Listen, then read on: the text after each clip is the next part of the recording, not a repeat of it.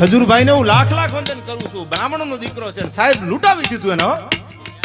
નીતિન જાની તમે જોતા હશો યુટ્યુબ ઉપર આપણે એના વિડીયો ખાલી દેખાવ ખાતર નહીં, ઘણા એમ કહેતા દેખાડવાનું ન હોય, નહીં દેખાડવાની પાછળનું કાળુભાઈ રીઝન છે. જ્યારે ખજૂરભાઈ ઘર બનાવતા હતા ત્યારે તો બધા કલાકારો બોલતા હતા કે નીતિનભાઈ જાની સારું એવું કામ કરે છે. તો હવે ભાઈ નીતિનભાઈ જાનીનો ખજૂરભાઈનો વિવાદ છે તો બધા કલાકારો ક્યાં છે? બધા કલાકારોએ વિડીયો અપલોડ કરીને કહેવું પડે કે ખજૂરભાઈ હાસા છે. જે આ મિત્રો વાત કરી તો મારી વાત તમને જરા પણ સાચી લાગતી હોય ને તો વિડીયોને શેર કરીને કમેન્ટ સેક્શનમાં તમારી રાય જરૂર બતાવી દેજો.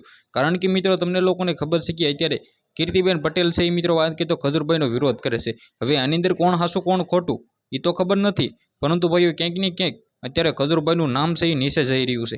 કારણ કે 200 થી 300 થી 400 ઘર મિત્રો ખજૂરભાઈએ બનાવેલા છે. જે આ મિત્રો વાત કરી તો તેને એટલા બધા દાન કરીએ છે છતાં તેનો અત્યારે વિરોધ ચાલુ છે. તો આ વિરોધ વિશે વાત કરી તો સૌથી પહેલાં તો તમારી રાય જે પણ હોય કમેન્ટ સેક્શનમાં બતાવો. ખજૂરભાઈ હાસા હોય તો કમેન્ટ સેક્શનમાં ખજૂરભાઈ મિત્રો નામ લઈને કમેન્ટ કરી દો. કીર્તિબેન પટેલ એ તો મને નથી લાગતા કે હાસા હોય, પરંતુ તમને હાસા લાગતા હોય તો એના વિશે પણ તમે કમેન્ટ કરી શકો છો.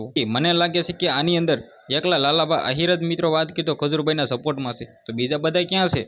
જે આ મિત્રો વાત કરી તો કોઈક મોટા કલાકારોને પણ મેદાનમાં આવવું જોઈએ ને કે ભાઈ આની અંદર ખજૂરભાઈનું નામ તમે લેવાનું બંધ કરો.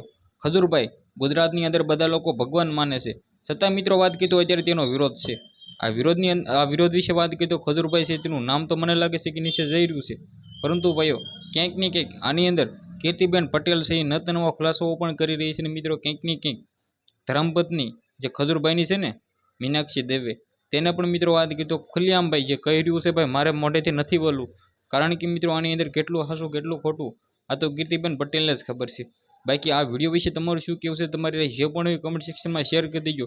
આજનો વિડીયોમાંથી આટલી જ માહિતી. આપણે એક નવો વિડીયો મળે ત્યાં સુધી બધા જ લોકોને જય હિન્દ જય ભારત.